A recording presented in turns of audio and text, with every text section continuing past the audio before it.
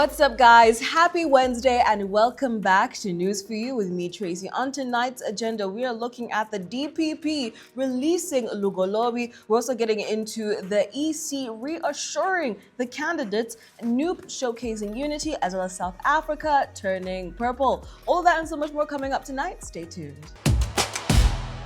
The Director of Public Prosecutions, the DPP, has dropped all charges against State Minister for Finance and Planning, Amos Lugolobi, who had been accused of diverting the iron sheets that were meant for underprivileged communities in the Karamoja sub-region.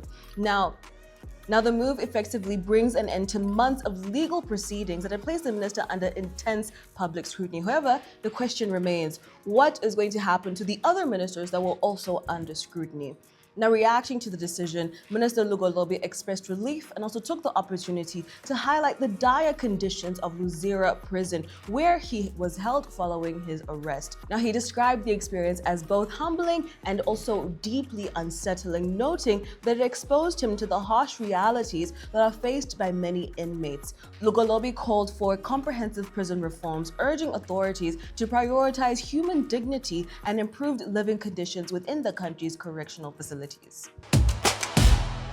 The Electoral Commission has assured both candidates and voters that preparations for the 2026 general elections are on track, with special attention given to producing high-quality, easy-to-read ballot papers. This follows public concern in some constituencies where the number of candidates exceeds 20, raising fears of confusion at polling stations. Deputy spokesperson Paul Bukenya emphasized that the Commission is fully aware of the technical standards and clarity that is required for the ballot papers, stressing that the quality will not be compromised under any circumstances.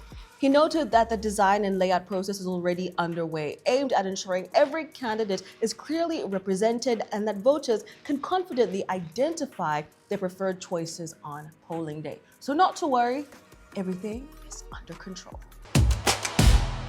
NUP flag bearers have launched coordinated joint campaign efforts ahead of the 2026 elections. The move signals a concerted push by the party to consolidate its presence in the region, strengthen unity, and present a united front against rivals. Speeches at the launch emphasized the need for discipline, voter mobilization, and protecting ballots to ensure the party translates its grassroots support into actual votes. This campaign kickoff marks a strategic escalation in NUP's preparations as the national election draws nearer, reflecting the intensifying competition in Uganda's political landscape.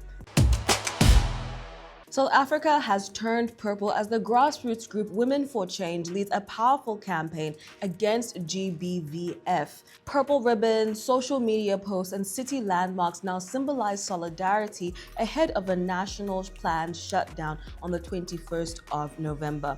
Women and allies are urged to wear black, lay down for 15 minutes, and withdraw from the economy to demand the government declare GBV a national disaster.